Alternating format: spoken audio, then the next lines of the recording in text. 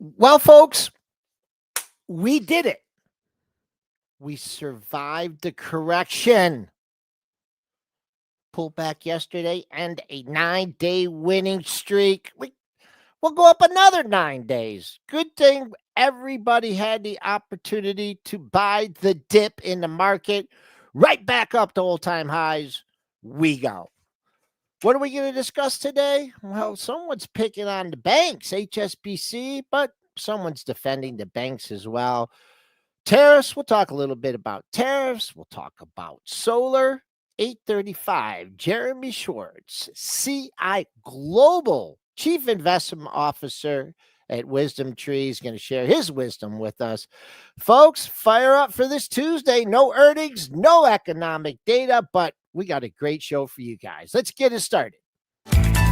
The volatility right now is really incredible. Wow, look at that consolidation on the upper right chart. You know what we've seen this earnings season? Some of these expected moves get even more violent. This is why I have switched my strategy 10 years ago. And if you're chasing, you're in trouble. Okay, let's go to the charts. We're up a couple handles here. Kind of a choppy overnight session, but up 250, 62.78.50. Working on an inside day so far. The buck is flat. The futures are flat, but we're going to have an extended discussion about some big positions in the dollar. TLT, man, you just can't stop the leak in the net. Down 39 cents, 85.75. USO shrugs off the news from yesterday or 2 days ago, increase in output, but down 15 cents, 76.33. Gold and silver pretty much flat on the session. GLD 307.60, SLV 33.34. Bitcoin futures, they're up $795 at 109,250. Let's bring in Christian Fromhertz. Mr. Fromhertz, how are you doing on it's turnaround Tuesday? Did you survive the deep correction that we had in the markets yesterday? Barely yesterday, barely on a Monday. Headlines and yeah, I mean, good morning, everybody. Good morning. A little bit of a dip. The one thing that I'm like okay with at this point is the indices started to get a bit overbought, especially the Qs. I think the relative strength index RSI was like a 75, right around there for the SPY. So I don't like when the indices tend to get to those overbought levels. But a little bit of a dip. What we've been seeing over the last few months is shallow dips. So yeah, to your point, Joel, seemed like a shallow dip yesterday, and maybe turn around Tuesday today. So I don't know. Is that it for volatility, or is more on the on the radar ahead? Well, let's just talk about overbought, oversold indicators. I have some oscillators that I follow. RSI. I mean, they're good indicators, and they definitely point turns in the market. But like when? Like you go overbought, you stay overbought, you stay overbought. On the downside, it seems to be a little bit like we get oversold, more over, and they seem to be a little bit sharp. But how do you parcel out? I mean, because we can stay like overbought. I mean, Yeah, how long have we been overbought? Like, what's the term? What do you look at in those indicators to say, okay, we are really overbought, we're coming down here? I just think, yeah, for me, the stocks can stay overbought for a long time. Like, hey, they can stay overbought for weeks, even potentially longer than that. When the indices flash, when the RSI for me gets above 70, I begin to kind of get worried that we're getting overheated. Now, again, we could come right off those levels, like we did yesterday. And I think for the Qs, the RSI is down to like a 67. So that's a little bit of breathing room. But yeah, I particularly will begin to kind of say, okay, well, that's starting to get a bit extreme. And then I will just basically watch the price action and say, okay, is there going to be any change? Just because we're overbought, it's not a sell signal, but you kind of just get a little bit closer to your screens and say, okay, this is something to pay attention to, because at any time when we do get into that overbought territory, I kind of think that the market is priced for perfection, and that any type of bad news is going to jostle things up a little bit. Well, could it be something like intraday news or weekend news about tariffs? Could that be a possible catalyst to bring us off this overbought conditions? So far, we have deals with 14 countries. Last best information that I have, including Japan, South Korea, several Asian countries. They're out there, but they're still being negotiated, but they're really going to have to start paying August 1st. I'm firm on that. There's no turning back. They're set August 1st deadline. Christian, Scott Besson said so. So how could it be any different? Yeah, I mean, I think that's you get the headline of high, tariffs. Okay, we're gonna go 25%. This country, that country, this country, and you think, oh, that sounds potentially harmful, dangerous, and then you hear about the deadline, right? And I think it was, we were supposed to get that deadline in this week, and things seems to be being kind of pushed out so that negotiations can take place. However, stepping on the gas pedal a little bit and saying, hey, we need this. If you're not starting to negotiate seriously, this is in regard to what Trump is saying, of course, and Besson is, hey, we're going to actually increase those tariffs, but we're going to give you that deadline, about a month away, so that we can begin to kind of negotiate and get somewhere, get some headway. So again, this is, to me, art of the deal type negotiations that we've seen before, and I think that's kind of how the market is interpreting it too. These dips, like I went out yesterday when we had that dip yesterday, I went ahead and I bought some TQQQ for a scalp trade, and just thinking that the dip would be short lived. Okay. All right. Let's just put a bow on this with CM's comment here. We've seen no final trade deals in writing that's been released to the public, not even the England UK from a month ago. I mean, that's it. And I guess that the taco trade is alive and well. So that's as much we can do on tariffs until we get another headline. And so far, the price action we've seen from these headlines is that the market drops and then it comes back until further notified. That's where I we'll have think to play it. one other thing too, that again, and I'm not an expert on, trade wars and negotiation tactics like this, but also I think it makes sense to kind of say, who are our bigger trade partners? And, there was a lot of like smaller countries, like Kazakhstan was mentioned yesterday.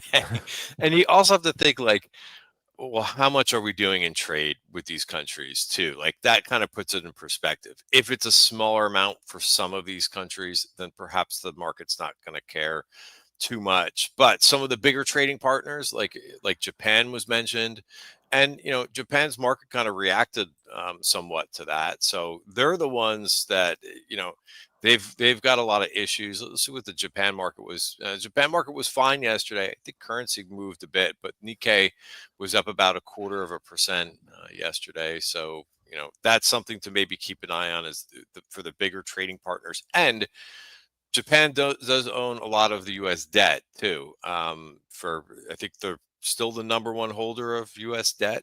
So maybe that has some ripple effects. The yields did go higher yesterday.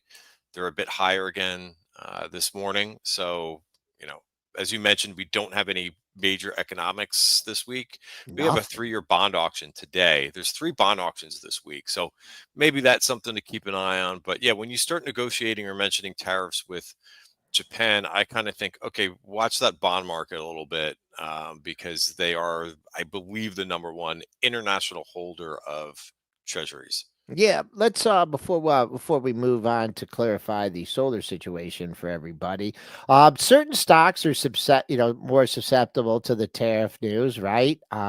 And we'll just go over three real quick. I don't know if you have any opinions on them or not. Apple, which actually went to 216 yesterday.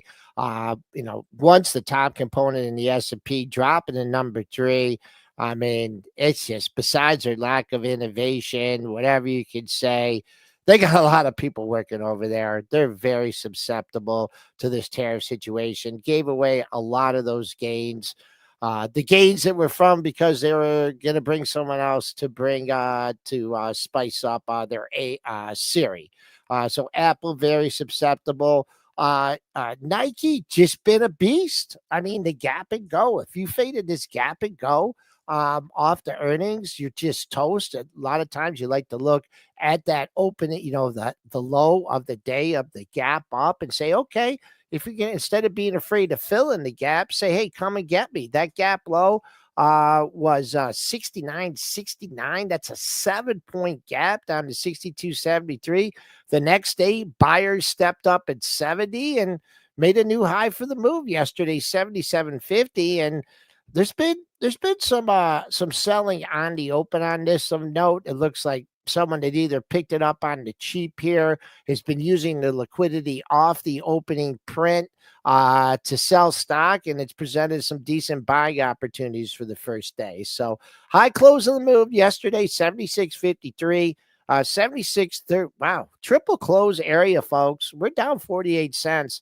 I'm going to put a lot of emphasis here on the close from today because it lines up with the other two closes. Any technical, fundamental, sentimental thoughts on Nike? Nike, I think it got to the point where it got a little bit too cheap. And I think a little bit of that confidence that we heard from management on the earnings call or some of the commentary that came out, and analyst commentary basically saying that the worst could be behind for Nike. So I think it's basically just coming back into the range of where we were earlier in the year. At this point, would I do anything with this stock? No, probably not. That's my technical thoughts is Okay. maybe watch to see if it can kind of hang out here and not retrace that gap. I think if you really like Nike and you want to get involved in it, maybe watch for like a retest back into that gap price. That's also the 200-day moving average right around 71. Wow. I just wanted to go back to Apple for a second because I Sure. thought that I was thinking that this would be more of the triple D type trade, fading that move last week a bit. They jumped on. I don't know if this is really good news. Was really good news last week, but it was interpreted that way, that they're outsourcing AI and the kind of speaking of throwing in the towel, I guess throwing in the towel and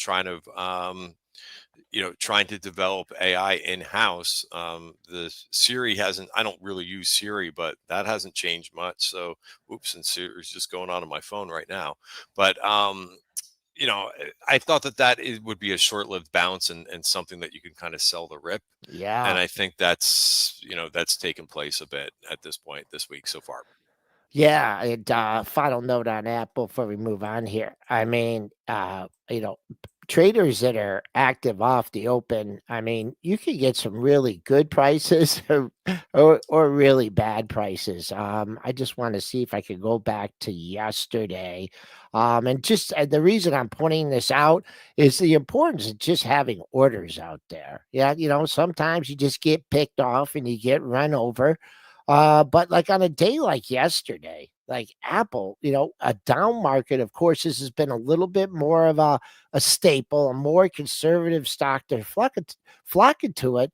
But in 3 minutes, it goes from 212.60 over 216. I mean, the only way that, if you had a target at 250, I mean, if you have wild targets on stuff and you're hoping to get out, maybe on that illiquidity off the open, put your orders out there. Multiple layers. I mean, that's the only way because once this turned at 216, I'm like, oh yeah, I did have 216 even where I wanted to sell it. Good luck.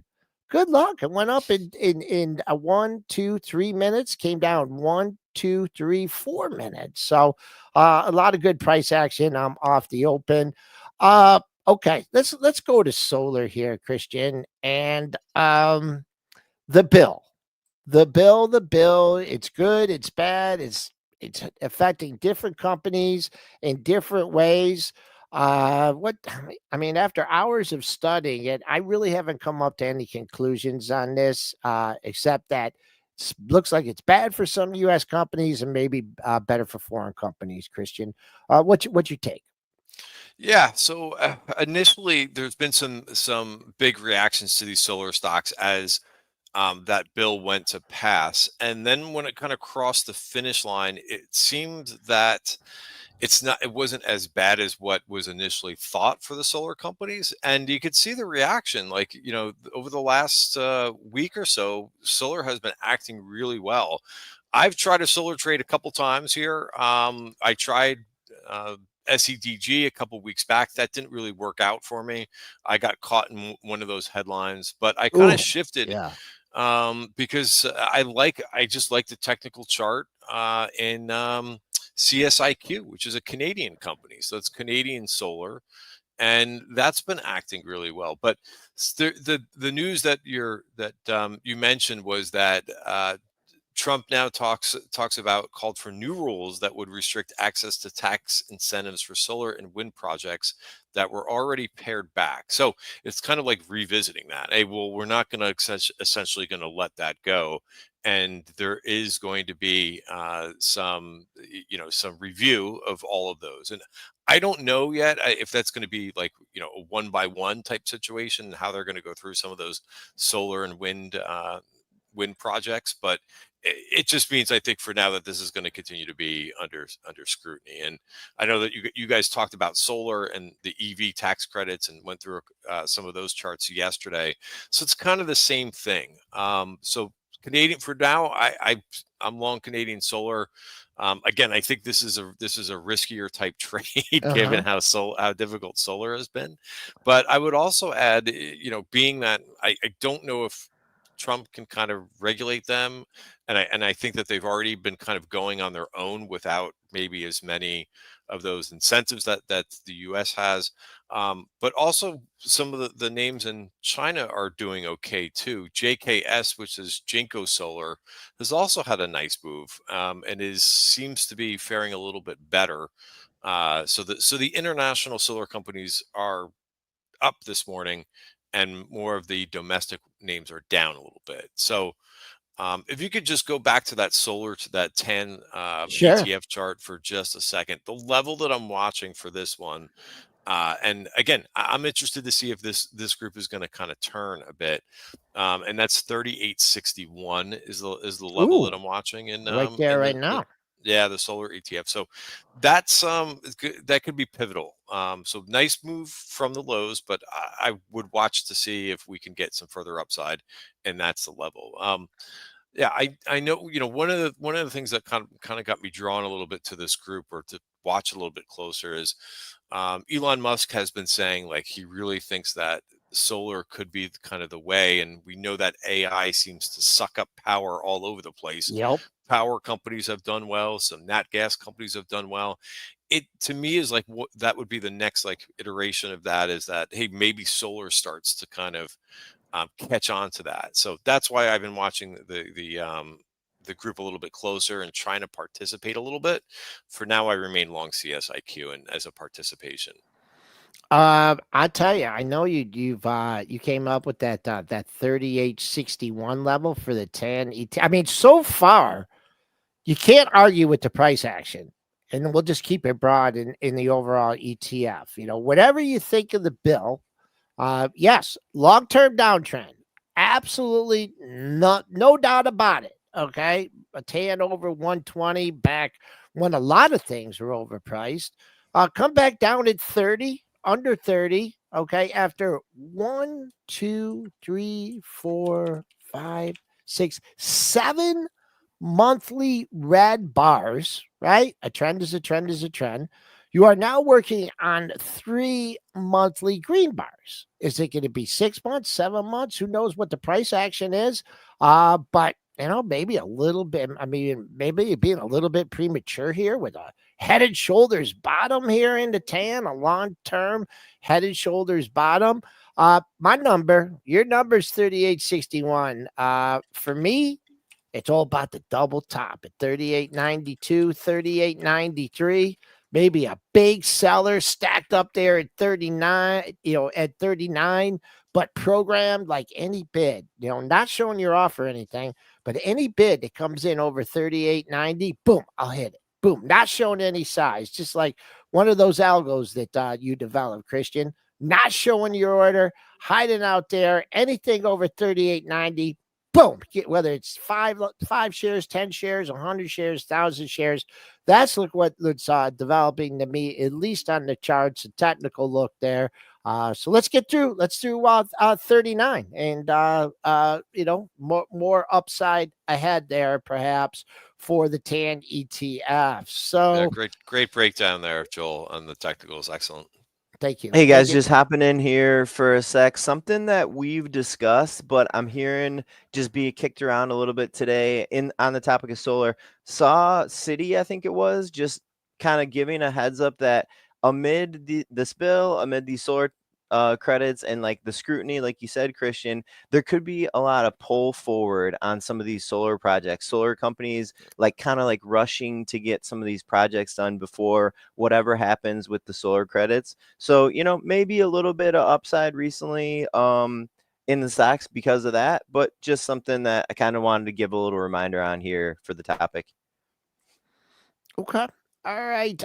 Someone just asked about CAG. I don't know. I don't even know what they do, but it's France. Hey, France, how you doing this morning? I'm just looking at this chart, and I think you might just pick this up when it stops going down. I mean, there's something going on. What are this? They came out with some news or whatever. So let's revisit this one when it at least tries to put in one or two lows in the same area. Moving on, we haven't talked about the buck in a while. The dollar, rumors out there, unsubstantiated rumors, big short positions in the dollar. The market seemed to do okay with the rising dollar, seems to do okay with the falling dollar as well. Let's talk about what's going on behind the recent price action in the dollar. And if you're looking for some kind of catalyst to maybe upset the nice uptrend in the market, could it be coming from a big move in the dollar? Yeah, I think you're hitting the nail on the head with this one. As I mentioned, when indices are a bit in overbought territory, I tend to kind of look for things that could upset things in a little bit. And I just have noticed just the last couple of days, there's been a little bit of a turn higher in the dollar.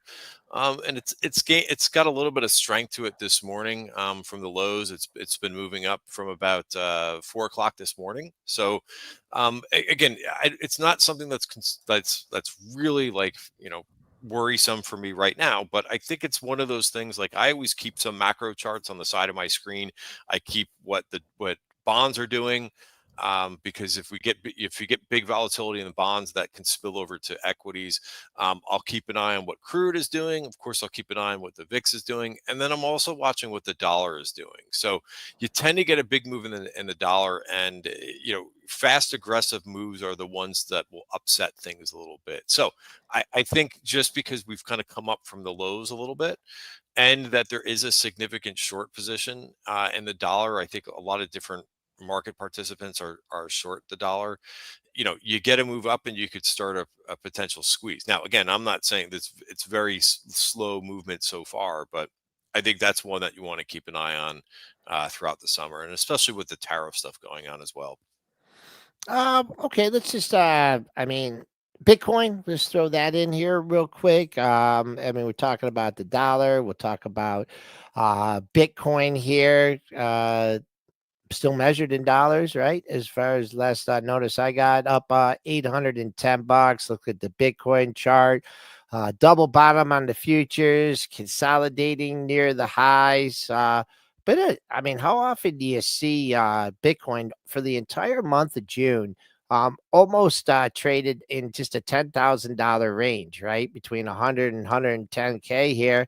Bitcoin revving its engines for another move higher. Yeah, I mean, I think this is something that I'm certainly paying attention to. I want to see if this Bitcoin is going to break out from here. A level that I'm watching like right around here is 108,500.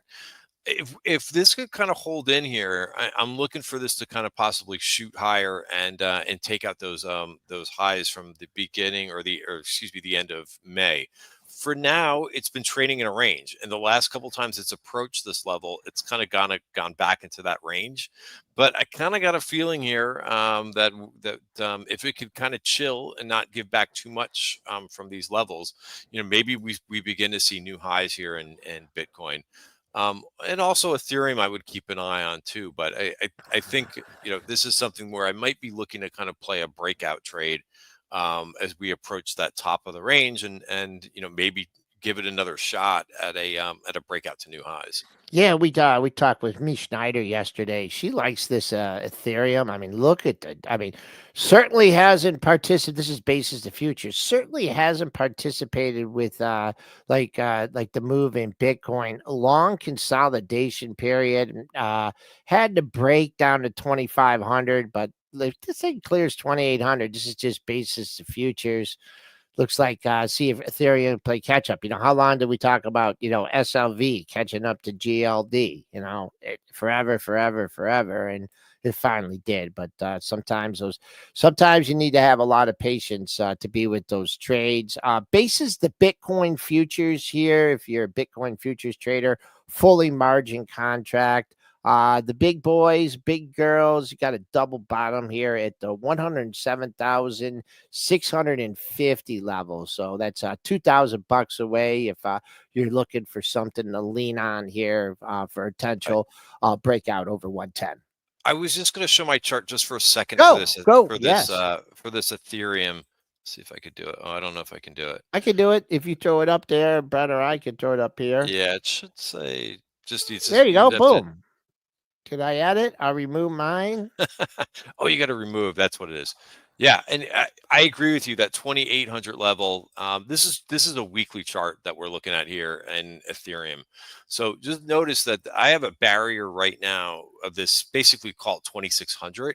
So price has been able to, on the weekly time frame, has been able to get above that. But by the time Friday rolls around, you could see that price keeps closing under that 26 level. So 2,800 was the high. That was right around approximately 2,800 was the high in the beginning of June, and it just wasn't able to hold that by the end of the week. So I'm looking for a weekly close above the 2,600 level. That would give me a little bit of a significance to go long Ethereum, but that's another one that I'm watching. So potential, breakout in Bitcoin. Out of a range, and then as a catch-up trade, possibly looking for a weekly close above 2,600 to go long Ethereum is what I'm looking at. Okay, very good look at that on both charts. We got 6 minutes here to our guest. Our guest is Jeremy Schwartz from WisdomTree, Chief Global Investment Officer. He's got some a new ETF to talk about. He also wants to talk some tariffs with us. So we're going to be looking forward to talking to Jeremy just in 5 short minutes here. But how do you like when European banks pick on the U.S. banks? And you know what? They're moving some stocks here. We got some substantial. I mean, $1.40.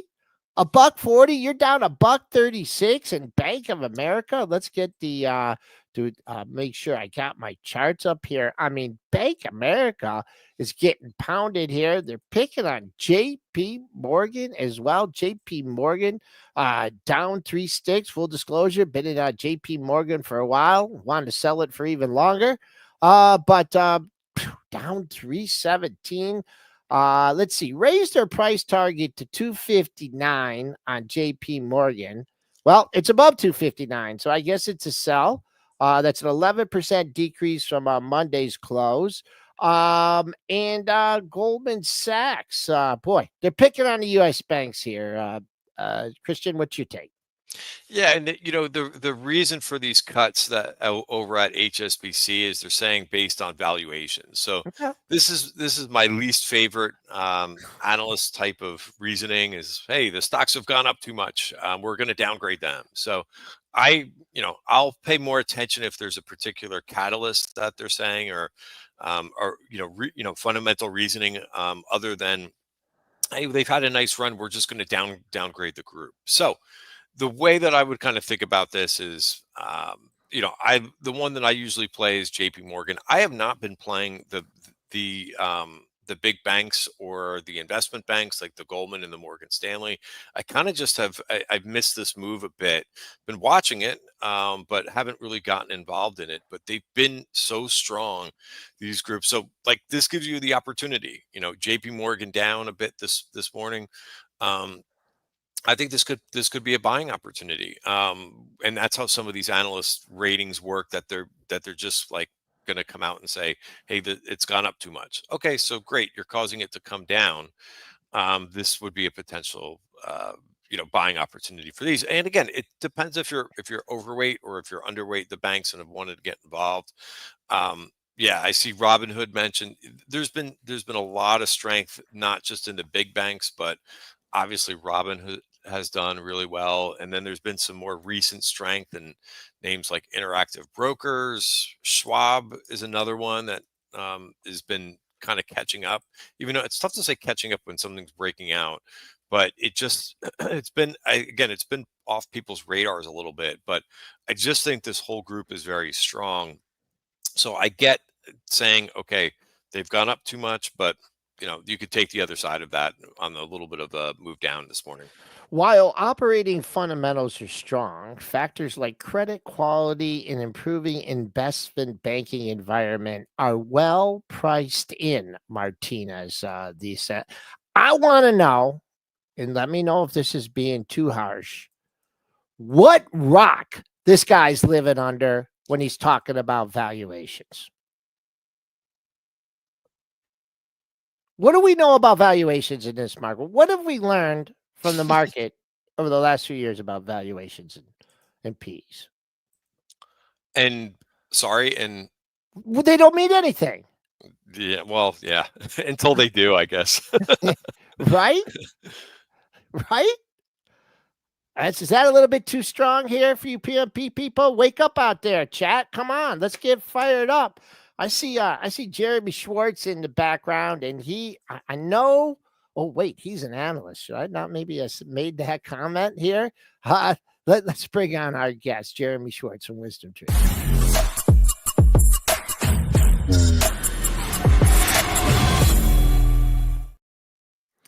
Okay, Jeremy, should we like edit out that comment that I just made about analysts, or is that okay, or what do you think?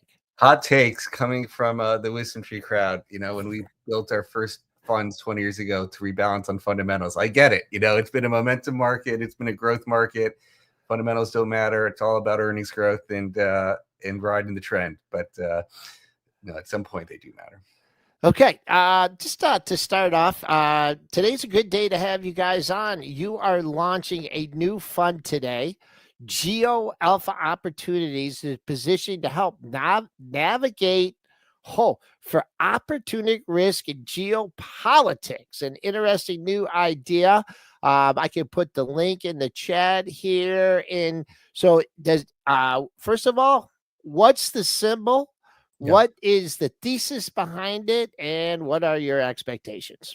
Well, we've been talking a lot about monetary policy, the Fed, for a while. I think that's becoming yesterday's story. It's now everything is tariffs, conflict around the world, and how do you navigate all these things? And Geo Alpha, GOA, is the ticker. We're launching that today, but we have a whole opportunities family and really this sort of new global defense suite as well. With all this sort of conflict around the world, you don't want to just hide and shelter. You want to find ways to capitalize on sort of the opportunities that come from all these shifts in the geopolitical order. So we're excited that Geo Alpha is launching today, and it's I think about it as it could be a competition for a global basket or an international basket. We've had U.S. exceptionalism for so long with the U.S. tech stars leading all international markets higher. It's been a long time since international has really run better than the S&P. It started to at the start of the year from just the currency moves, but this is a bit underweight the U.S. on a global basket, so we call it 50% versus in the traditional market cap world it's well over the 60s, mid 60s. But it has the allies of the U.S. So Japan, India, as sort of the next two big country weights. But then also some of the up and coming countries that we see as benefiting, like Poland. So in navigating what's going on in Russia, Ukraine, Poland, we think, has been one of the big winners. It's been growing per capita GDP, now competing really with a lot of other countries. Really, the question should it be emerging markets, as many people have classified it. But so it's trying to go to where are there opportunities from all the conflict around the world. So you want conflicts, right, with this ETF? Well, it's navigating it. It's not that you want Okay. it. It is. It's sort of, this is what we're dealing with around the world today, and it's trying to. And things are, even if you say you have less conflict, it's going to go to sort of different strategic alliances and where is this spending going to occur. What Trump has done for Europe, where and actually Europe is looking at, like, it's gotten better of this sort of new tariff round to talk about 10% tariffs versus the 25% you heard for Japan and Korea. It's largely because he's getting from them big spending on defense. To say, we're no longer going to pay for all your defense over in Europe. You've got to start picking up the bills more yourself. That is a big shift for Germany, and that is not a one-time shift. This is going to be a decades-long type mindset, and that's going to have technology implications that you have dual use technologies that are going to come from the spending on defense tech that will help Europe generally. Like, Europe's been behind on having any tech leadership, and we do think one of the big implications of this new shift on defense spend will actually bring some new tech leadership. And go ahead, Christian. Hey, Jeremy, how you doing? Yeah, I like this. You mentioned Poland, that's an area where it's been very strong. Just a question about, so it seems like you've got some interesting themes. I'm just looking at some of the sectors that you've got in here. You got about 12% allocated towards energy, about 9% semis, tech, computers, and then I see the aerospace and defense, which I like that too. As you're mentioning, that's a theme that's been playing out right now. That's with defense spending. That's over 6% of the ETF. How frequently does this get rebalanced, and how can it be done on the fly, or is it more like programmed so that if a theme does come up, how quickly are you getting involved in it? Well, this is one of those interesting places of navigating the rules of ETFs, but we do have an index committee. So in a way, it's not so, hey, buy all the dividend payers and rebalance back to the dividend stream. This is, we've identified 4 big categories of themes. So, like, the geopolitical part of it is one. There's going to be another sub theme of fiscal and monetary shifts, another on shifting consumer preferences, another on technology. So we have these 4 buckets we allocate to, and it is a committee driven process. So you could say, it's like the S&P 500 is a committee of the 500 leading stocks in the market, and they move things in and out on, it's not a rule base. It's they have a guidepost of what they're trying to achieve, and then they rebalance ad hoc. Ours is going to have a regular quarterly rebalance, but because it's a committee, we can call a committee meeting at any time. So if there's things that do shift, you'll have the ability to be flexible.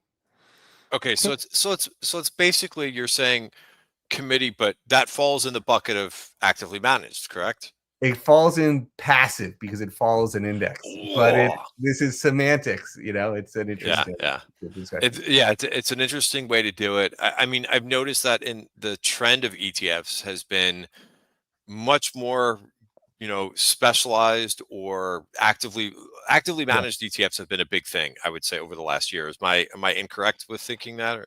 Yeah, and I think for part of it is, we started in the indexing world 20 years ago. We launched our first ETFs in 2006. And when we first started, we were the first firm to really have our own ETF and have our own index. And, just as hard as it was to create a Bitcoin, I saw you just talk about Ether and Bitcoin. As hard as it was to create a Bitcoin ETF was for us to create what's called affiliated self-indexing. They didn't have the rule book. It took us years to get through the SEC to create that model. And back then, everybody had to have their own what's called exemptive relief to launch ETFs. Everybody's exemptive relief was different. We couldn't have a committee when we first started. I actually launched my first active ETF back in the day because I didn't have any flexibility. It was like a rule set. You had to follow the rules, and there's no discretion you could apply. So we do have a suite of active ETFs at WisdomTree. But now that I could have index committees just like the S&P, at some point they standardized what's called the ETF rule. When they started doing active funds, the indexes could add a committee. And to me, it's actually just better to be an index. I have still, in this new Geo Alpha, we have the flexibility with the committee. And so I think, our belief is that the committees are better. Gotcha. Okay. But as far as trends go, it seems like that's an area that's been kind of hot in terms of, we've seen a lot of different analysts basically come out and say, we're gonna start our own ETF. So it's important to have the rules and kind of have that committee so that you could do those periodic, adjustments or rebalances to the scope of the ETF. Absolutely. Let's move on. Tariff talk. Can't let you go without talking about tariffs here. Japan, South Korea. We got those tariffs announced yesterday. Many other deals in line. I know you've talked about Japan favorably on this show over the last few years. I know you've talked about it in the context of the the economy, what's going on over there. Also, the declining dollar is not really hurting things. But with the 25% tariff hit on Japan, a nice red bar yesterday, up a little bit today. Is this the end? Is this the end for the Japanese market, or are you and Warren sticking with the same stuff? So it's very interesting. We've been big Japan bulls really for much of the last 10 years. It's been right. Like one of the few places to been able to keep up with the US. Our flagship fund DXJ has really beaten most of the international markets over the last, since 2012. I'd say as we look at it, the person who's, as you mentioned, Warren Buffett brought more interest back to Japan. He's bought these 5 leading trading companies. And when he did his retirement meeting here at Berkshire this summer, he talked about how he basically owns 10% of these 5 companies, and they don't want him to go much more above 10%. So he talks about how he's constrained to put more money to work. He'd like to be twice as big in these companies, but he feels he's constrained and that they're great opportunities. Well, we had a few small cap funds. We repositioned one of them to be rebranded Japan Opportunities, OPPJ, that now has basically 50% in those Buffett stocks, 45% in the Buffett stocks. And then we have some of this geopolitical alpha type stock, the defense stocks in Asia. We have some of these sort of corporate governance improvers companies who have low price to book, but are doing more dividends and buybacks, and really good high shareholder yield companies that are why Buffett bought those other 5 leading trading companies. So there's called 116 companies, 50 of 2 different sort of valuation baskets, and then 10 to 11 of these Geo Alpha type ideas, plus the 5 Buffett stocks. So to me, I've been a big DXJ fan for the last 12, 13 years, but I think this new Japan Opportunities is going to be really maybe a broader and more interesting way to own it. And so for me, that's a big statement since how much I've loved DXJ over the years. But this Japan Opportunities, OPJ, is becoming one of my new favorite ways to play Japan, particularly with the Buffett stocks being half the exposure, and that Buffett says he can't get enough of them.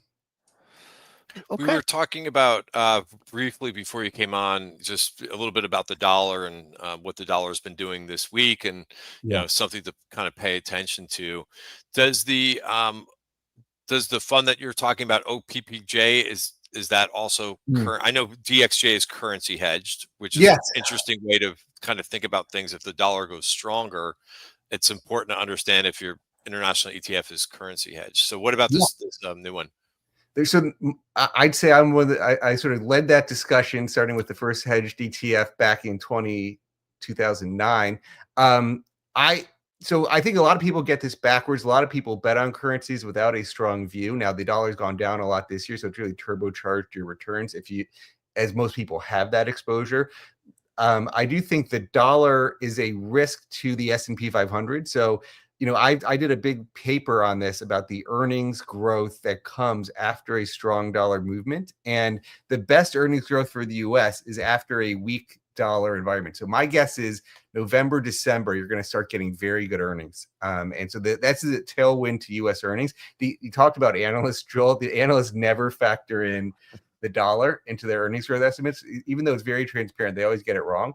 And so I think there's going to be a boost to earnings later this year from the weak dollar. But it also tells you, people think of going international for this weak dollar as having this diversification when it's really the opposite. You want to add strong dollar to your portfolio for more diversification, not weak dollar, because the S&P already has weak dollar in it. Now, this Japan Opportunities Fund has what we call like a dynamic process. So it's more flexible. It won't always be hedged or unhedged.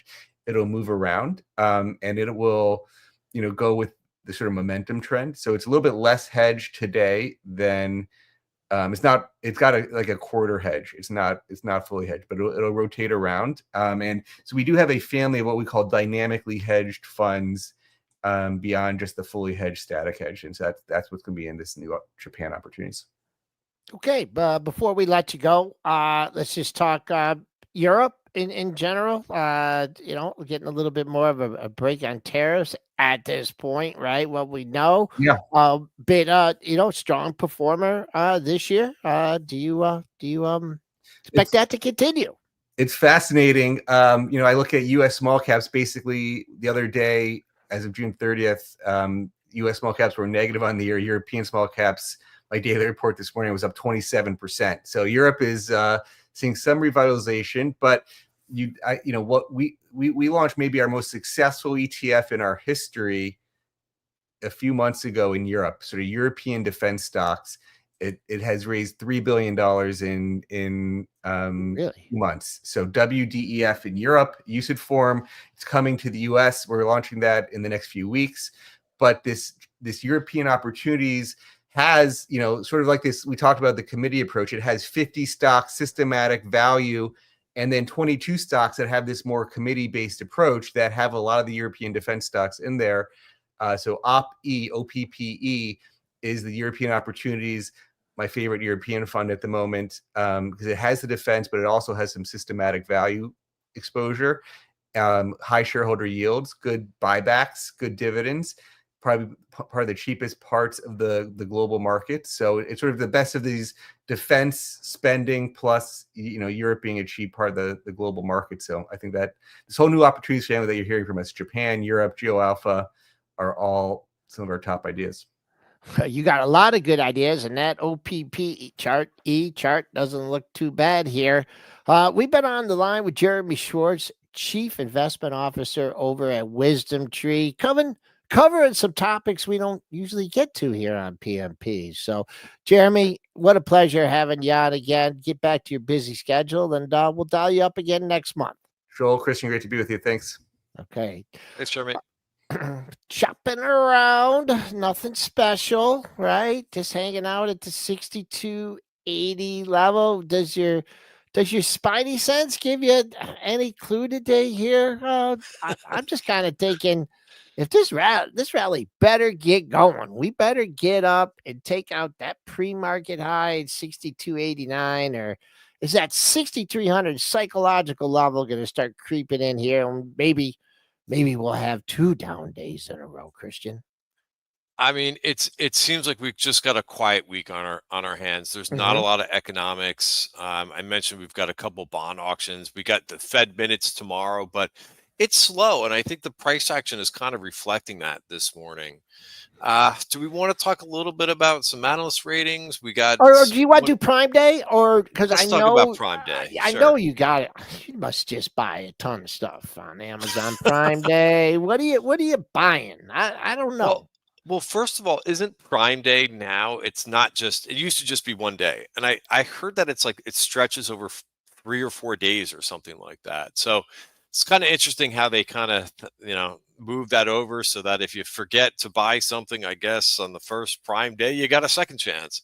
I think the stock's at an interesting point. I think it's been doing okay. I think buying dips in Amazon has worked a little bit better. And I feel like the overall bigger names have been just a little bit slower.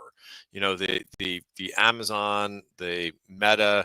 I kind of put Amazon and Meta kind of in the same camp right now. It's Meta continues to kind of just methodically move higher, but I don't think like you want to chase like the highs in Meta. I think you want to wait till it comes back in. But you got a little bit of a catalyst here. Maybe this can kind of note that Amazon is not back to the February highs. It still has a decent clip to get back up there, but level that I'm watching is 229.13.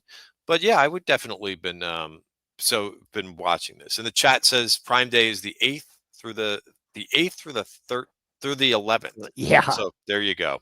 Prime Days. Yeah. Prime Days. Yes. So if you've been playing this, is like the potential catalyst, trading it, saying, yeah, they got a catalyst coming up. They're going to be talking about Prime Day and all the money. Then it looks like it's worked pretty well. I don't know if overnight moves are reflected or the actual day moves, but just be aware, along with the market, it's moved up from the 212 level. Actually, a double bottom at 211 and then 212. You've had 1, 2, 3, 4, 5 out of 6, 7, 8 out of 9 higher lows. So that's just a great looking trend. Let's keep on an eye on the highest low of that move. That's 222.37 to see if there's any bit of a sell the news or sell the Prime Day opportunity. Resistance is super well defined here. If you are looking to parcel out ahead of Prime Day here, yesterday you peaked at 224.29. A couple other highs. The previous day was in the 224 handle. Going all the way back to February, you peaked just above that at 225. So I'll be cautious if you're buying this thing, you're looking for a breakout here. I think you have a series of highs to look at. Primarily 220. I wouldn't want to be in this trade like, all right, we finally took out 224. We're going to 224.60, and then boom, come back down through it. So that's a look at Amazon here on Prime Day. Let's go to the ratings, and let's just start. Christian, did you do some deep analysis here on this CoreWeave Cores deal? CORZ? Well, yeah, I mean, interesting reaction that these stocks were getting once the economics were announced yesterday. Pretty decent move down in Core Scientific yesterday. Initial reaction was horrible, and I think that you guys covered this yesterday morning, but stock all the way down at 15. So I don't know if the conclusion that you guys made on the move down in Core Z, but could it just be that the valuations or the stock price is too lofty in CoreWeave, and that's why, because it is an all stock deal, right? So and there's a ratio involved. So could it be that just people are pricing in too much optimism in the stock price in CoreWeave? Was that what you thought as well? That's a possible thesis there. Dennis did a great job of breaking it down to market mechanics. And so when you have a deal, who comes in, right? The ARBs come in, right? And if you want to play this deal, you got to have the ability to buy, sell, and short both stocks. But right now, with the borrow on CoreWeave being at such a exorbitant rate, even if you wanted to put that on, you're paying. I don't even know. Some places you can't even get a borrow. So Okay. yeah. That's So important. Yeah. and if you do get the borrow, then you have to factor in that to your long-term profitability. So I mean, ARBs love deals. They love the ratios. They love to work it, but maybe they're just not that active in this one. And just because when you're doing ARB, right, it's called a risk ARB. And there's a reason for the risk part, right? Remember when GE and Honeywell fell apart a few years ago?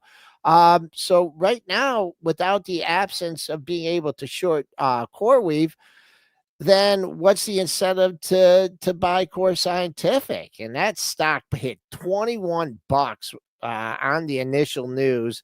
Low, that was above the all-time high was only 1863. It got to 1821 yesterday. So I don't know. This must be a really tough trade until you get a borrow.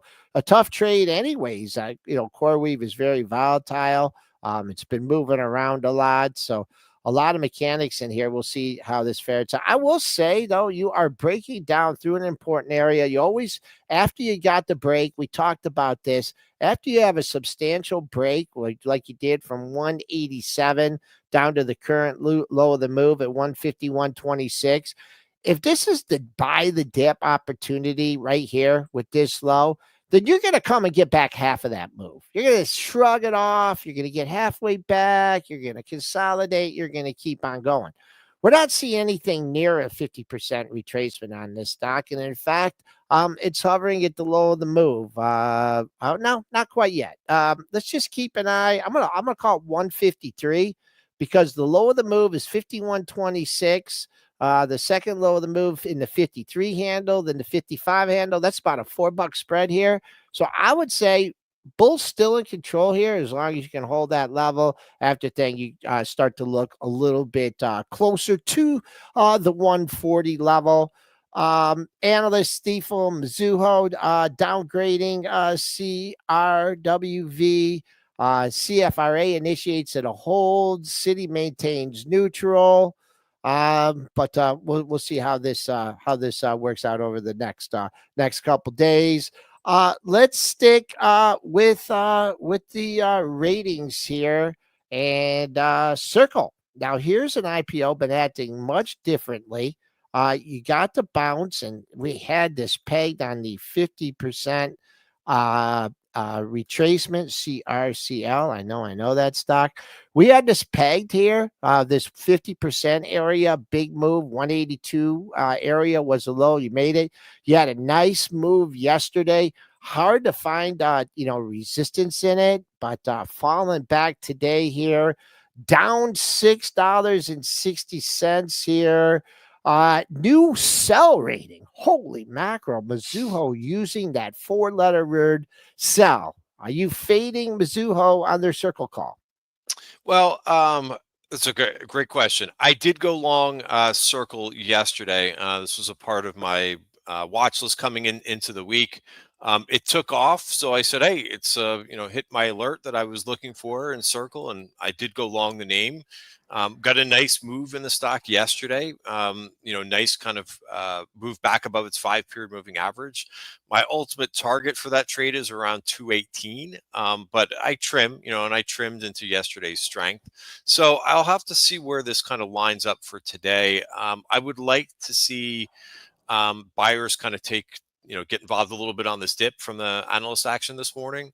And I would like to see it get back around the 203, 204 level. If I see that starting to come back up, I might be looking to kind of add to my position. But for now, I'm staying put. And took a little bit of reducing that risk, selling into strength yesterday. We'll definitely be keeping an eye on this one today. Okay. All right. Here coming up on 8:59, Christian. We can cover some more ratings in the STN room, but what's catching your fancy here on what appears to be a quiet day on Wall Street? A quiet day. I'm just watching Bitcoin go up here a little bit. That kind of gives me a sense of risk on, risk off. So even though it's very quiet, We got a little bit of strength at Bitcoin, which could be setting up for that maybe turnaround Tuesday today. Okay. And right now, if you include the parameters from the intraday or I'm including in my levels the Sunday night session because you had some pretty good activity, at least forming resistance. But perhaps a quiet day here on Wall Street, an inside day, always looking through. Follow through the pre-market high. If this was a one-day dip, I anticipate us getting back over 62.89, making a challenge for that 6,300 level, and they get back to that old-time closing high that was made on Friday. On the downside, what you've seen exhibited so far is there are buy the dippers in here.